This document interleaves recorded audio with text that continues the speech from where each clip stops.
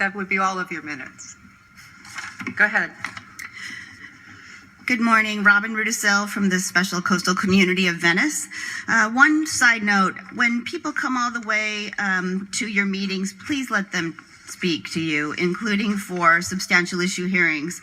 There is way too much public communication being hidden from your view, and I really encourage you to hear from appellants and the public who come to you.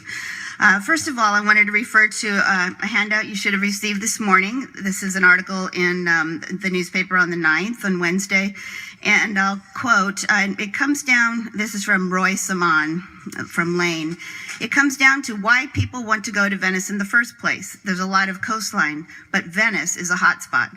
It's unique, and you have to ask why. If we continue to lose affordable housing and move people out, you change what makes Venice Venice.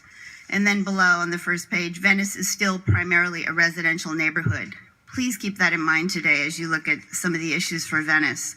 Our residential neighborhoods and their character of these neighborhoods are very important to us. I'm here to ask for enforcement this morning on two items. Number one, short-term rentals. It's my understanding that the Commission has been very clear that a short-term rental local ordinance requires a CDP if there are areas in the city that are in the coastal zone. And the City of LA is refusing to do that. And so I hope you will look into that and encourage them to do so. The second issue is, there was a vote of the City Council just a few months ago to classify several city-owned properties as underutilized or surplus property and designate them for use as homeless and low-income housing. And somewhere along the way, they decided to mix in market housing. But the problem is that two of those city properties designated as surplus underutilized are in the coastal zone. One is a large parcel in a public facilities zone, and I've asked and no one can show me that they can really afford to reduce this, and we no longer need these facilities.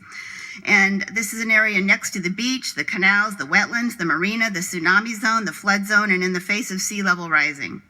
Underutilized, surplus? I don't think so. This is a gift to developers because it's not surplus or underutilized property, and it's ludicrous that the City Council is giving it away. The second property is on the median strip of Venice Boulevard between Dell and Pacific, currently zoned as open space, used for beach parking and the canal's boat ramp and launch. And first of all, I want to know how the City of LA can make a decision like this on a property that is in the dual permit jurisdiction coastal zone under your jurisdiction. So the City Council is unilaterally making a decision to wipe out that dual zone open space and have the city and a bunch of developers spend a lot of money on a bidding process, assuming that the related general plan amendment and zoning changes are a done deal. The surrounding neighborhoods are in an uproar because they didn't get to partake in a public process on this land use decision. And the councilman has just said if the community doesn't like it, he'll just sell it to a developer to build market rate housing and use the money to build homeless housing elsewhere. This is smack dab the center of Venice, the tourist area, 1 block back from the beach. So the city voted to put two prime coastal zone properties that would be the two of the largest ever developments in Venice in the same category as underutilized surplus properties such as old dog pounds and fire stations long ago closed. We need you to stop this madness. We need enforcement in Venice. We need you to tell the city that they cannot commit coastal resources like this and change major land use designations in our certified LUP without your involvement.